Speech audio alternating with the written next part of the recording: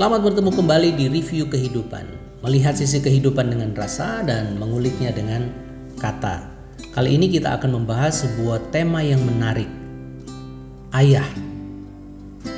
Ketika ada orang yang bertanya tentang ayah saya, maka saya akan berkata bahwa ayah saya hanyalah seorang guru SD.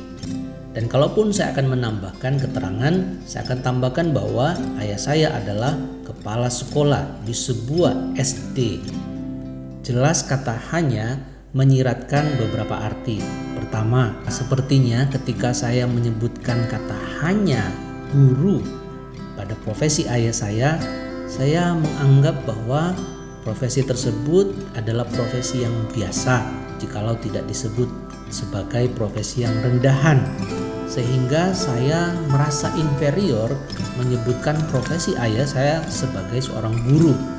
Mungkin akan berbeda ketika profesi ayah saya adalah seorang pengusaha, seorang dokter, atau profesi yang lain yang saya anggap lebih prestisius.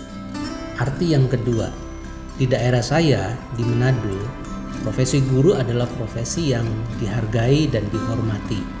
Hanya saja penghormatan dan penghargaan tersebut tidak diikuti dengan gaji yang sepadan.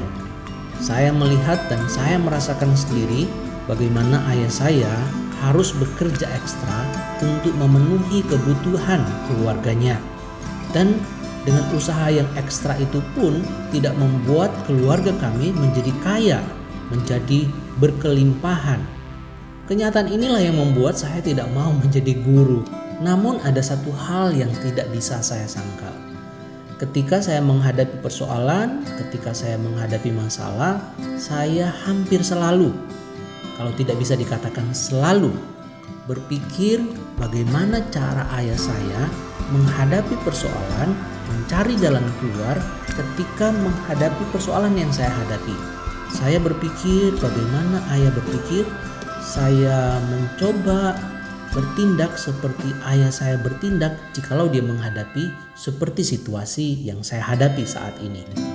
Rupa-rupanya tanpa saya sadari, saya menjadikan ayah saya sebagai senter pusat di dalam kehidupan saya. Baik dalam cara saya berpikir, termasuk cara saya bertindak. Nah, pertanyaannya kenapa bisa begitu? Ternyata ayah saya bukan hanya menjadi guru yang mengajar di sekolah, tetapi dia telah menjadi guru di dalam keluarga saya yang mengajar saya secara pribadi. Ayah saya bukan hanya menjadi kepala sekolah yang berwibawa dan dihormati di tempat dia mengabdikan hidupnya di sekolah, tetapi dia telah menjadi kepala yang baik di dalam keluarga kami. Ayah saya tidak hanya mentransfer ilmunya kepada anak-anak didiknya di sekolah, tetapi dia telah mentransfer imannya, telah mentransfer teladan hidupnya kepada kami anak-anaknya yang ada di rumah. Dia bukan hanya ayah yang menjadi penyedia asupan makanan bagi kami anak-anaknya, tetapi dia telah menjadi penyedia asuhan yang sangat baik bagi kami. Itulah sebabnya dia adalah guru yang pantas untuk digugu dan ditiru oleh kami. Ayah saya bukanlah ayah dan guru yang sempurna, tetapi bagi saya dia adalah ayah dan guru yang terbaik. Nah, pertanyaannya sekarang buat saya adalah, apakah saya bisa menjadi ayah sekaligus juga sebagai pengajar guru yang baik bagi anak-anak saya? Semoga anak-anak saya melihat teladan yang baik yang saya tinggalkan sebagai seorang ayah dan juga sebagai guru di dalam keluarga saya. Semoga saya juga bisa menjadi partner, menjadi teman seperjalanan, menjadi musafir bagi rekan-rekan ayah yang lain yang ingin meninggalkan jejak teladan yang baik bagi anak-anaknya, bagi generasi yang matanya mengamat-amati dengan jeli, dengan jelas apa yang dilakukan oleh orang tuanya, oleh ayahnya.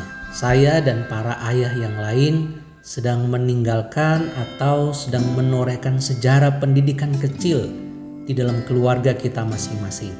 Mari ingatlah para ayah bahwa pendidikan di dalam keluarga adalah hal yang teramat sangat penting bagi kita semua. Semoga Tuhan memperlengkapi kita para ayah. Selamat Hari Ayah. Tuhan memberkati.